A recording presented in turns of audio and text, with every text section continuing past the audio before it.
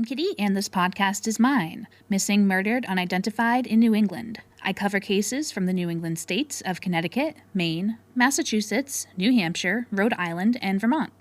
These cases span the dates of January 1st, 2010 to December 31st, 2020. Some episodes will be long, while others will be short, as these cases don't generally have much information.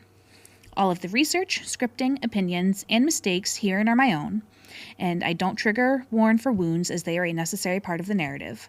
I will trigger warn for such topics as suicide, domestic violence, animal death, etc. as needed. Now with that, please join me as I tell you about the first part of 2013. January 1st, 2013. On New Year's Day 2013, a white, Caucasian female was discovered in Clinton, Mass. At her residence. The deceased woman was 4'8", 99 pounds, with 5-inch long brown hair and brown eyes. The woman was between the ages of 69 to 71 and had a healing incision at her lower left abdomen. All of her parts were recovered, but she was unidentifiable due to decomposition and putrefaction. No comparisons have been made, and no other information is available. Please call 1-617-267-6767 with any information. January 10th, 2013. 36-year-old father Terrence Dwayne Brown goes by Dwayne, T, or Boogie. He is a black male who was last seen walking away from his residence on January 10th, 2013, and never returning. Friends grew concerned when they didn't hear from Dwayne for a couple of months. Dwayne is 5'9", 200 to 220 pounds, and walks with a limp. Dwayne was rocking a shaved head with sparse facial hair, with brown eyes and a noticeable chipped front tooth. Dwayne was last seen wearing light green jeans, a white zip-up jacket, and green polo boots. Two comparisons have been made. On June 30th, 2021, in Suffolk, Virginia, for a 60 to 78-year-old victim who has since been identified, and on August 14th, 2015, in Bland, Virginia, for an 18 to 80-year-old set of skeletal remains who are still unidentified. Please call 1-860-527-6300, 1-860-757-4000, or 1-518-713-8438 with any information. January 20th, 2013. Rashawn Robbins was only 19 and an Ashley Street resident when he was mercilessly gunned down at 263 Central Street, part of the Six Corners neighborhood in Springfield, Massachusetts. Police shot spotter detected gunfire at 2:50 a.m. and discovered Rashawn laying in front of 272 Central Street near the intersection of Pine. Rashawn was shot one time in the shoulder area. Please call 1-413-787-6355 with any information. January 29th, 2013. She gave 200% as a devoted mother to her daughter. Not a day goes by that I don't think of you. When I pass P.F. Chang's or one of the many restaurants and bars we've been to, a small part of me weeps. We spent many nights up late talking, watching movies, and just being friends. I didn't get to say goodbye, and I learned a valuable lesson in that. I will never take anything or anyone for granted again.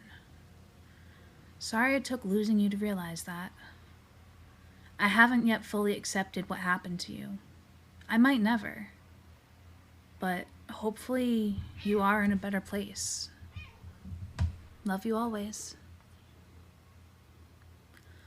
Carly was a student of mine at the college she attended.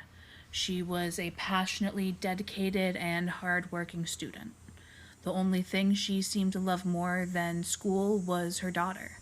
I will remember Carly fondly for many years to come.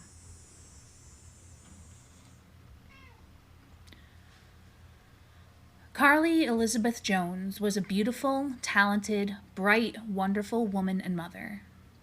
Born at home in the middle of a blizzard on February 16th, 1980, Carly attended the Apple School in Cambridge, Mass., as well as Delphi Academy in Milton, Mass. Carly has 3 sisters, Anne, Linda, and Tasia, and 2 brothers, Daniel and Dwayne. Dwayne passed away prior to Carly. Carly was also a very proud auntie.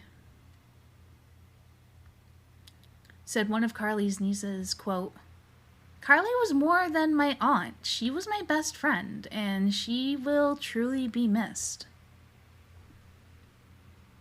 Carly was an artist who loved to cook for others and make them laugh.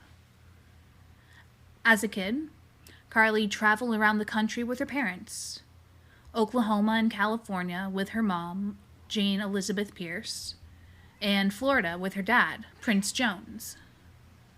In Oklahoma, at the age of 10, Carly volunteered with an anti-drug educational activities campaign. Also during her childhood, Carly was a dancer for the Dreamers dance team from Cambridge, Mass., performing in several notable places, including the Boston Garden and the Children's Museum of Boston. At some point in her young adult years, Carly was a peer leader at the Cambridge Cares About AIDS Foundation. Carly was the salutatorian of her North Cambridge Catholic High in 1999 and earned a scholarship to college. The first time around for college, Carly went after her BS in business management at BU Amherst. After that, Carly moved around for her career to include Virginia, New Jersey, and Massachusetts. During Carly's career, she worked for Ability School in Englewood, at Delphi Academy, where she once attended, as well as the office manager at that same Cambridge Cares About AIDS Foundation that she volunteered with during her youth, before finally moving to her Roslyn Dale Street apartment around 2011. Around 2001 to 2002, with Akeem Beeks, Carly gave birth to her pride and joy, Naya Zoe Beeks. The second time Carly went to college was right around the time of her murder.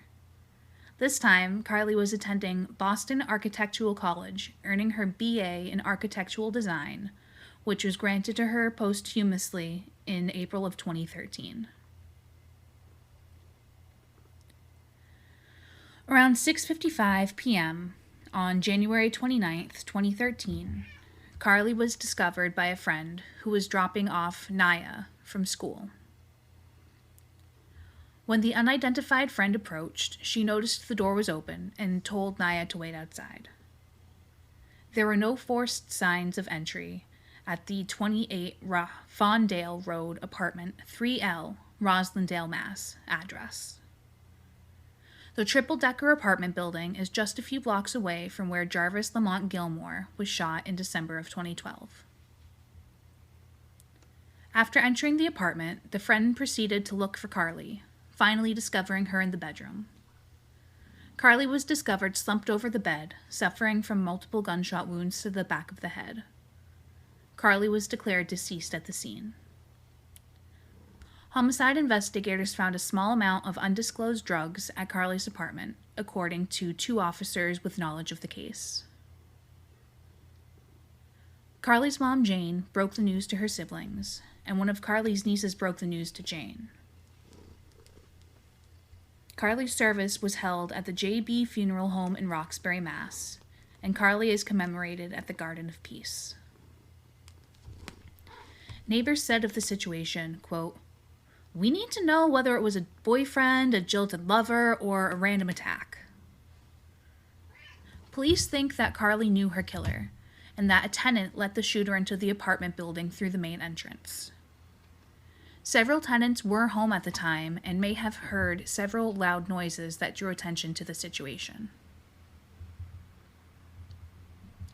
I have 2 other children living. I have 5 grandchildren and 4 great-grandchildren, and I love each and every one of them.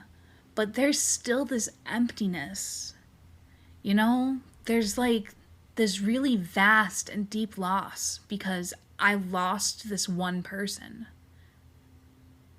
Jane Pierce said of her daughter Carly Jones's murder. The motive for murdering Carly remains unclear. Police are interested in what friends and neighbors have to say regarding Carly at the time of her murder. Please reach out to BPD Homicide at pd.boston.com or 1-800-494-TIPS. Hey, so this is an amazing month. This is something that only happened in the month of February of 2013. There were no missing, murdered, or unidentified people this month. If you know of any, please let me know because my research didn't produce any. So thank you for listening, and please join me for March of 2013.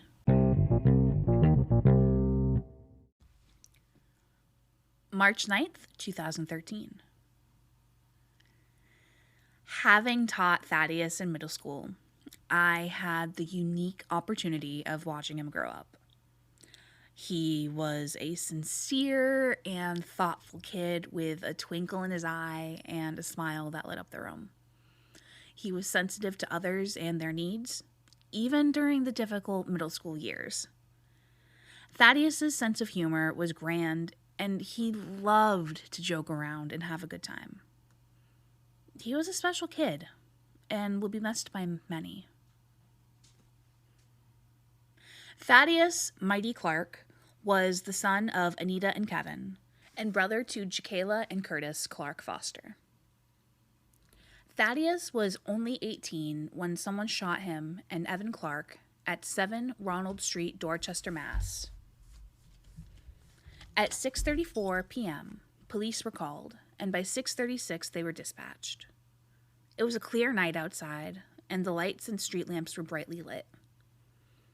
The location of the gray Toyota Corolla the men were shot in was on Columbia Road between Washington Street and Hancock Street. Although the shooting allegedly occurred on Morse Street, Evan tried to drive them to the hospital, according to a comment by an anonymous responder on May 8th to a news article online.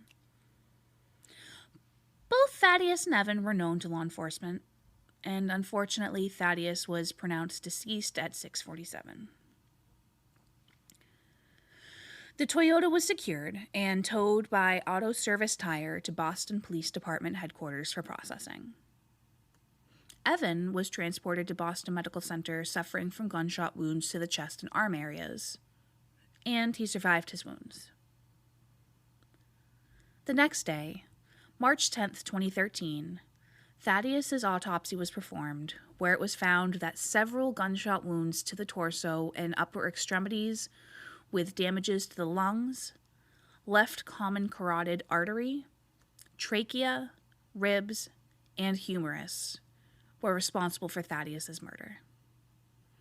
Thaddeus was ID'd by his family members. Services for Thaddeus were held at Grace Church of All Nations on Washington Street in Dorchester, Mass., and Thaddeus is buried at Mount Hope Cemetery. In a sad turn of events, Anita, Thaddeus's mom, was discovered stabbed to death in her Staunton home 2 months later.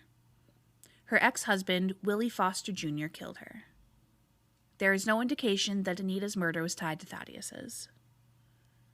If you have any information on the murder of Thaddeus Clark, please call 1-617-343-4470 or 1-800-494-TIPS. March 20th, 2013. I like to read. Otaku swagger. He was loving, he was caring, he was kind. Gandhi Shad Katie was the brother to Julie and Cornelius. Gandhi was smart, creative, and was in the process of improving his life. Gandhi was the father to an 8-month-old daughter, was taking courses at the Institute for the Study and Practice of Nonviolence and was one course away from earning his GED. Gandy also experienced housing instability, with a prior address of 59 Progress Ave, Providence, Rhode Island, with his ex-girlfriend and their young daughter, and then found himself homeless in the days leading up to his murder. Even with the housing instability, though, Gandy made it to class 4 days per week, and also encouraged others to do the same, often calling classmates when they were late or missed class. On the evening of March 20th, 2013, at 417 Dyer Ave, Cranston, Rhode Island, Cranston PD and Fire Department responded to a small brush fire at the entrance to a cemetery. When the fire was extinguished, they discovered Gandy. Gandy had been murdered by ligature strangulation prior to be setting on fire. Gandy's murder was likely gang-related, according to authorities, as Gandy was part of the C Block gang out of Providence. Although Gandy's friends may have been in gangs and been involved with gang activity, Gandy's family thinks it is unlikely he was involved with such activities or people at the time of his murder. The cemetery was likely a secondary location, and Gandy was killed elsewhere. Julie, Gandy's sister, learned of his murder via social media, and Julie thinks that a $250,000 insurance policy brought out against Gandy had to do with his murder.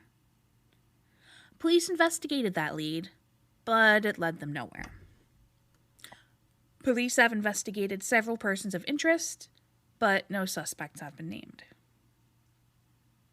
Gandy went by the rapper name of Young Shad, and many of the videos that Young Shad and his friends, including Victor Gonzalez, aka Vic Mucka, were tied to gang life, rivalries, and to call people out. These videos getting uploaded led to feuds and violence. These videos also captured the attention of audiences, as Young Shad had several thousand YouTube followers. Someone, most likely Gandy's cousin, took over Gandy's Twitter after he was murdered and deleted or altered many of the deceased Gandy's tweets. Gandy is featured as the Two of Spades in the Rhode Island Cold Case card deck, which is the only card deck sold at commissary in jails and prisons in Rhode Island. Gandy's mom passed away in 2020, never knowing who murdered her son. If you or someone you know has more information, please call 1-401-942-2211. March 31st, 2013. Ryan Blagojevich has been consumed by alcoholism since his teenage years, although he was stable until a few years prior to his vanishing. Ryan is unable to maintain sobriety despite treatment and help, and is a transient man with ties to the Harwich, Massachusetts area. Ryan has a sister named Eve, and is an uncle to at least 7 children. Ryan is disabled by law due to a traumatic brain injury received in 2010, and was receiving Social Security disability benefits due to that traumatic injury. His parents were the payees, and then Ryan would call them to transfer money to where he was staying. Ryan began to drink more heavily, eventually finding himself as a transient living in the Portland, Maine shelters and encampments, and had been in Portland for about 6 months, known to travel between Mass and Maine. Ryan has a young daughter and a concerned, longtime ex-girlfriend who Ryan lived with until the middle of her pregnancy, when they parted ways. Ryan's family doesn't think that Ryan could or can start a new life on his own due to his traumatic brain injury. Ryan's family also doesn't think that Ryan would take his own life. Ryan's sister claims that the police department didn't take Ryan's disappearance seriously and never conducted searches for him. On July 27th, 2012, there was a dine and dash incident in Ellsworth, Maine, where Ryan was charged with theft of service and violating bond conditions. Days later, Ryan was charged with violation of conditional release after becoming intoxicated and causing a disturbance in the residence he rented a room from. On August 12, 2012, there was a bail violation, and Ryan was jailed for 30 days and required to pay $17.66 for the dine and dash incident. And for violating the conditions of his release, he got another 30 days. On Easter Sunday of 2013, the shelter Ryan was staying at called the police after Ryan was causing problems due to his intoxication. And on May 18th of 2013, Ryan was reported missing by his sister. Ryan was 37 when last seen in 2013. Ryan is 6 feet tall, 170 pounds, is a white male with blonde strawberry hair and blue eyes. Ryan's missing persons Facebook page is still up and posting. One comparison has been made to a body discovered in 2014 in Maine, but it was not Ryan, and that case has since been solved. If you have any information as to the disappearance of Ryan Blagojevich, please call 1-817-718-7904, 1-207-874-8575, or text PPDME to 847-411.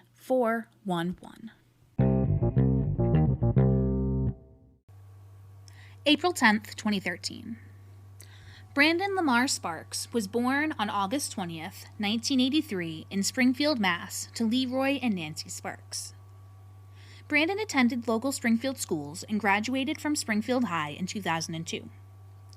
Known for his iconic fashion of jeans, white tees, baseball caps, and a rainbow assortment of polo-styled shirts, Brandon was into basketball, movies, music, with an eclectic taste, including classics like The Temptations, Spinners, Manhattans, and Gerald Levert. Brandon was also into motorcycles, four-wheelers, and hanging out with friends.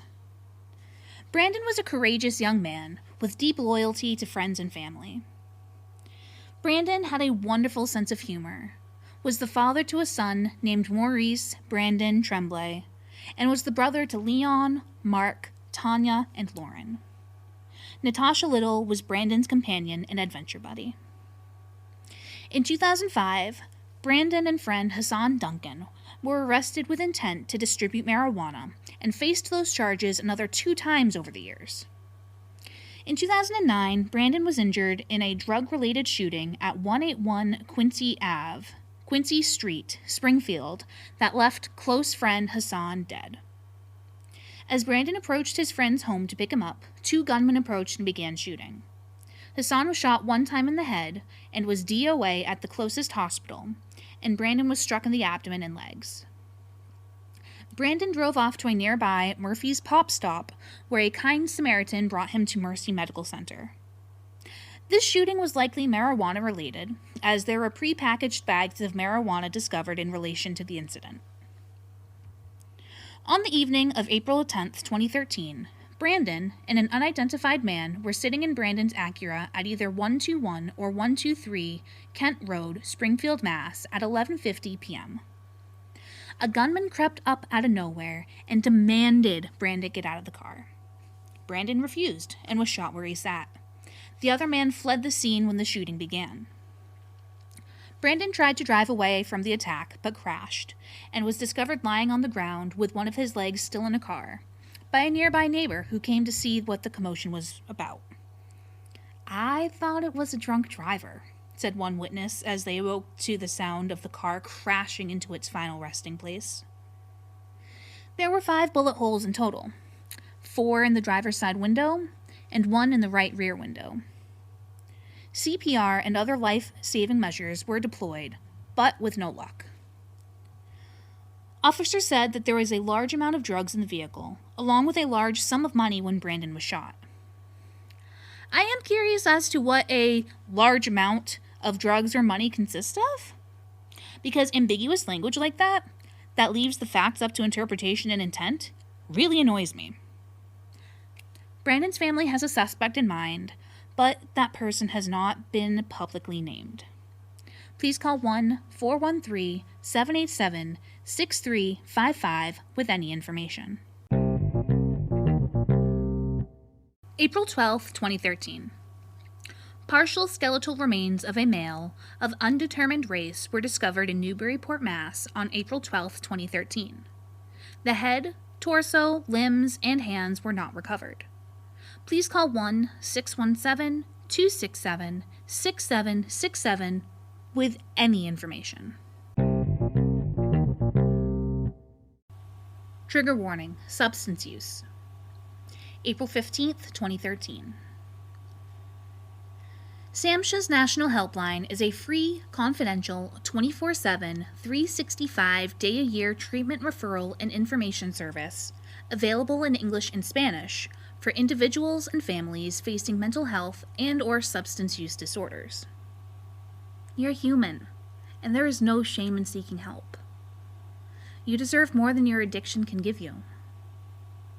Call 1-800-662-4357 for assistance. Leanne is a kind-hearted and tormented soul, said Donna Pleasant, mom of missing Leanne Marie Redden. Leanne, nicknamed Lily, was born on September 3, 1975, and was 37 when she was last seen in Lynn, the City of Sin, You Never Go Out the Way You Came In, Massachusetts, on April 15, 2013. Leanne's story got moved back in the news due to the Boston Marathon bombings occurring the same day. Leanne has 2 children, Peter and Jacqueline, 2 brothers, Miguel and Dwight, and 2 sisters, Amy and Jennifer, and is the aunt to at least 5 children. Leanne has 4 distinctive tattoos. On her upper back, she has "Forgive me, Father," with a cross. On her lower back, she has a sunflower with tribal waves, and on the side of her neck is an oriental symbol, and the middle finger of her left hand, Leanne has a cross. Leanne is fun-loving, full of energy, and has struggled with addiction on and off during her lifetime. The most recent spate of use coming due to the actions of a man named Tom Gray, who brought Leanne back to addiction. Sometimes, though, Leanne was able to maintain sobriety and live happily. Leanne is a white and Hispanic woman who would give you the shirt off her back. Standing in at 5'2", 100 to 110 pounds, with curly black hair and green-blue eyes, Leanne may also dye her dark hair brown with burgundy highlights. According to psychics consulted about the case, Leanne may have altered the dark hair for bright blonde locks to remain hidden. There is no confirmation of this, though. Leanne has her ears and belly button pierced and may occasionally rock square-framed glasses. Leanne carries her makeup with her wherever she goes, as it was a major part of her routine. Leanne lived in South Shore, Boston for some time and may be in need of medical attention due to an unspecified condition. Leanne was last seen wearing a silver engagement ring with smaller stones around it and a gold necklace with the name Jackie on it. Leanne was last seen on Evans Lane in Lynn, where she was living with her mom, leaving with a man she claimed she was going to go get eloped with at Town Hall 2. This friend, Jeff Rock, who was investigated twice by police and who served time at one point for murder, later claimed that he did not know Leanne's whereabouts and has since passed away of an overdose as of December 12, 2013. The day after her initial disappearance, Leanne was allegedly spotted with a black male on the corners of Silsby Street and Broad Street in Lynn. This is an unconfirmed sighting, as well as the sighting at George's Roast Beef. According to Leanne's mom, Leanne left for hours or days at a time, but even if Leanne wanted to leave for good, she would not have left her daughter behind. She loved her daughter and was a good mom. Several comparisons have been made, including September 13, 2013, in Marion, Missouri, June 6, 2014, in Newport News, Virginia, May 1, 2015, in Worcester, Mass., and October 17, 2016, in Cuyahoga, Ohio. 7 years after Leanne's disappearance, she was declared legally dead by the courts. The Facebook page Team Find Leanne Redden is on Facebook. Please call 1-781-595-2000 with any information. April 17, 2013.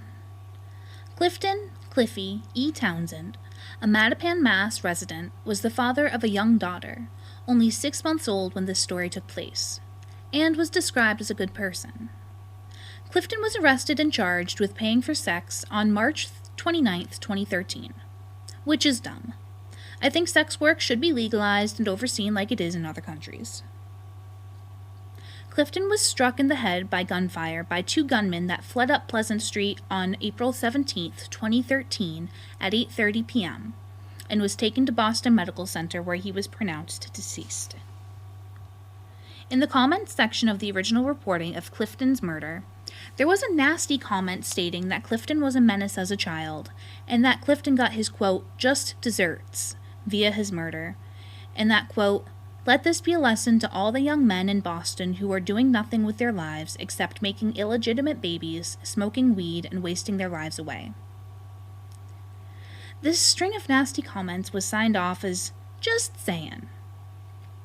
The retort to these comments came from family and friends of Clifton, saying that he was an outgoing, friendly, and kind person. And granted, he wasn't the best person in the world, but who is? He had to do what he had to survive. On April 18, 2013, friends set up a shrine for Clifton, including candles, flowers, and an American flag. Please call 1-617-343-6455 with any information. April 20th, 2013. 25-year-old Joel Phillips was shot while driving in the area of Copeland Street at Copeland Park in Roxbury, Massachusetts at 1:45 a.m. on April 20th, 2013. The suspect is described as a black male, about 5 foot 9 inches with braids, wearing a white cap and a white shirt. 12 shots were likely fired at Joel. Please call 1-617-343-6455 with any information. April 28, 2013. On May 2nd, 2013, after leaving his home, David Graham was stranded in Taunton after a car accident. Left at the Taunton police station since April 28, 2013, police offered David a bus voucher to the Pine Street Inn in Boston, Mass. David is reportedly depressed. David is a white male with striking blue eyes, black hair, bald on top, with a full brown beard and mustache with gray in it. David was last seen wearing a blue sweatshirt with a hood, blue jeans, and white shoes, where the right shoe was held together by tape. Please call 1-617-343-6455 with any information. April 28, 2013. Malcolm Campbell was murdered at 75 Wayland Street and Howard Ave on April 28, 2013 at 7:50 p.m. Malcolm was discovered on the ground and taken to Boston Medical Center, where he was pronounced deceased. Nearby security guards heard 6 shots fired, and witnesses said a purple PT Cruiser fled the scene. Please call 1-800-494-TIPS with any information. May 23, 2013. Lloyd Powell was born on January 20th, 1990 in Boston, Mass. to Sophia Barnes and Lloyd Powell. Lloyd had 4 siblings named Eric, Sean, Harchulina, and Shamakia, and was an uncle to at least 1 child. In 2007, at age 17, Lloyd was charged and arrested with receiving a stolen motor vehicle after officers noticed a funky-looking window on the car. When checking tags, officers discovered that the vehicle they were looking at was stolen. Lloyd tried to flee from police on foot without success. At age 23, someone killed Lloyd via gunshot wounds at 125 Elm Hill Ave, Roxbury, Mass, at 8:15 p.m. on May 23, 2013. Lloyd was taken to Boston Medical Center where he succumbed to his wounds. Please call 1-800-494-TIPS with any information. May 28, 2013. Daniel Danny Rodriguez was the son of Norma and Reynaldo, and was the brother to Jose, Reynaldo, Maria, Marilyn, Migdalia, Jose, and Felix. Daniel was roughly 35 and lived at 354 Hampden Street, Holyoke, Mass. At 5:30 p.m. on May 28, 2013, two suspects riding a motorized scooter were witnessed riding to the scene, shooting Daniel at 104 to 106 Bliss Street, Holyoke, and riding away on Beach Street. The suspects were wearing motorcycle helmets and hooded sweatshirts. Daniel is buried in Oak Grove Cemetery. Please call 1-413-322-6900 with any information.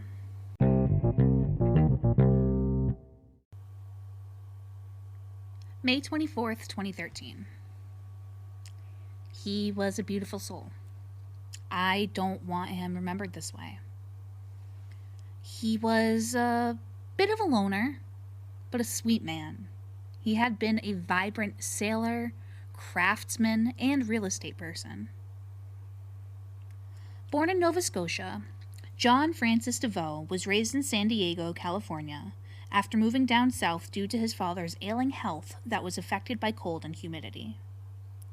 John was a cool guy by all accounts. A charter boat captain out of Hilton Head, South Carolina, when he was younger, which is where he met his lifelong friend, former girlfriend, and eventually ex-wife, Mindy Miller-Berg. The pair dated for a while, marrying, moved to Colorado, eventually divorcing and losing touch, but never losing love. John's true love, though, was the ocean. John once landed a government contract through Yale University. John once drove his car off a cliff in Nova Scotia, suffering injuries and likely brain damage. John was extremely private. John had light brown hair and was balding and had a light brown mustache and brown eyes. John was 5'1", 170 pounds, and was last seen wearing a dark hat with light lettering, and was 61 when last seen alive on May 24th or May 26th, 2013, pumping gas in Brantford. On May 29th, a visiting nurse noticed that John wasn't home. A welfare check was called in, but there was no sign of John. John's last phone call was to Wells Fargo Bank. A silver alert was issued for John due to his cognitive circumstances. The suspect in this case, Thomas Chester Malinka, has ties to the Bristol, Connecticut, and New Britain, Massachusetts areas. Thomas was known to John and was the last known person to see John alive. Thomas claimed that John was an alcoholic, and maybe he was drinking and walking and fell into a nearby river. Thomas is a garbage person who once purse snatched from a woman who had had a C-section only 6 days prior. Trigger warning. This woman was dragged 40 feet by Thomas's vehicle, and her sutures burst open from this incident. She was okay, aside from the sutures. Thomas frequently tried to get John to sell part of his property, to which John said no, and the pair of men often argued. John was the victim of larceny, totaling over $30,000 due to the actions of Thomas's manipulations. Thomas also tried to take out a life insurance policy on John, but to no avail. Thomas is a known heroin user, and was found to be violating his parole by using again. That does not make him a garbage person. Addiction sucks. If you or someone you know has an issue with drugs or alcohol, there is help. Call SAMHSA's National Hotline.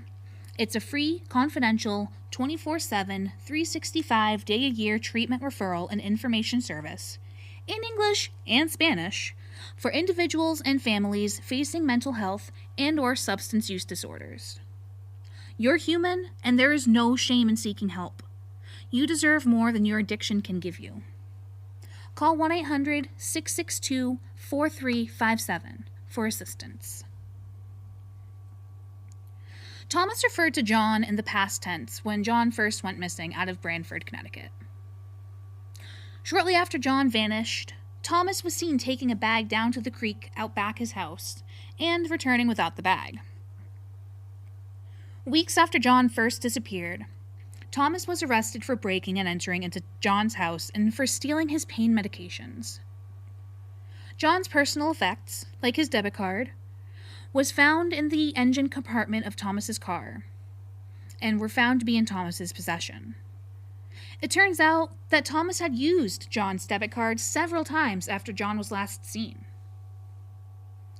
And about a year after John was initially reported, Thomas, the main suspect of the case, was arrested and charged with John's murder due to blood evidence tying Thomas to John's disappearance. John's blood was discovered in Thomas's car by the investigators on one of Thomas's garden hoses and an extension cord. Thomas lied about his alibi during the time frame in which John vanished. Thomas was sentenced to 12 years in prison and 3 years probation for the murder and dismemberment of John. Oh, wait, those charges were dropped. No body, known crime cases are generally hard to prosecute, so in return for leading them to John's remains, Thomas was only charged with first-degree larceny and tampering with evidence. Thomas brought investigators to multiple locations where he dumped John's body, but only half of John's remains were recovered. Thomas is in prison right now, and the original bail was set for $1.1 million, but was reduced to $950,000, $900,000 for murder, and $50,000 each for burglary. This was done to allow Thomas to utilize the prison library, because otherwise he wouldn't be able to due to a law regarding the bail being set for over $1 million. Please call 1-203-481-4241 if you find any additional remains in the Branford, Connecticut area. June 15th, 2013. Eric Pierre Louis was killed in his car in a shootout with an unknown person or persons in a second vehicle at 12:49 p.m. on June 15th, 2013. Eric was driving, shooting at the other car, was shot, and crashed his vehicle into a parked car at 82 or 88 Wellington Hill Street, Mattapan, Mass. The vehicle that shot at Eric was described as a light green RAV-type vehicle with partial plate number 875. Eric was pronounced dead at the scene. He was only 28 years old. Please call 1-800-494-TIPS. Trigger warning, suicide. June 6th, 2013. Jordan was not involved in drugs, not in gangs. Jordan Miller came from a poor family and was likely involved in illegal activities, carried guns, and used drugs to survive. Jordan was also a good kid, family-oriented, worked, went to school, took care of his younger brother and sister, and lived in a sparsely furnished apartment with his mom and siblings. Jordan was described as a quiet guy who recently started reading the Bible and was in the process of turning his life around, not working on Sundays and dedicating his life to something new. Jordan was shot at by 9 shots through his first-floor apartment at 633 Cummings Highway, Hyde Park, Massachusetts, by 3 shooters, who were witnessed fleeing the scene. Jordan was taken to Brigham and Women's Faulkner Hospital, where he died of his injuries on June 6th. There are potential ties to tarnished former NFL player Aaron Hernandez due to a potential case of mistaken identity. Jordan was murdered on the same day as Odin Lloyd, whom Aaron was eventually tried for murdering. Odin Lloyd was shot 6 times and dumped in an industrial complex parking lot near Aaron's home. On June 26, 2013, Aaron was charged with first-degree murder and was let go by his employer, the New England Patriots, the very same day. Aaron was convicted in 2015 and sentenced to life in prison. Aaron was charged with, but ultimately found not guilty of the murders of Daniel D'Abreu and Safiro Furtado in 2017 over a spilled drink. Aaron allegedly ran the Bloods gang from behind bars before he completed suicide in his prison cell in 2017. After Aaron completed suicide, Aaron's boyfriend/cellmate Kyle Kennedy said Aaron told him a crew of thugs was assembled in June 2013 to find Odin Lloyd and may have mistaken Jordan Miller for Odin, as they looked similar, ran in the same circles, and were known to hang out together, and may have been together in that same apartment that very fateful evening. If this story is true, and it was a case of mistaken identity, Aaron would be just as culpable to me as if he pulled the trigger himself. Circumstantial evidence points to Aaron Hernandez in this case. The Suffolk County District Attorney's Office said it was likely that Aaron was responsible for Jordan's murder. If you want more information regarding this case or the other murders that Aaron Hernandez was charged with, give the book Aaron Hernandez's Killing Field by Dylan Howard a read. If you have any information about this case, please call 1-800-494-TIPS. June 8th, 2013. Melvin Edward Lazo Martinez is missing from Worcester, Mass. Melvin is classified as an endangered runaway.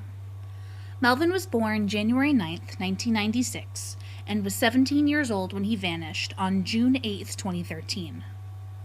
Melvin was 5 foot 6 inches, 165 pounds, and walked with a limp at the time he disappeared due to a fractured ankle. Melvin is a Hispanic male with brown hair and brown eyes. It is likely that Melvin went missing on purpose, and that he is still missing on his own accord. Melvin may still be in the local area, or may have gone to New York City. Melvin may be with a female companion. No comparisons have been made. Please call 1-508-799-8606. Thank you for listening to Season 4, Part 1. Join me next time for Season 4, Part 2.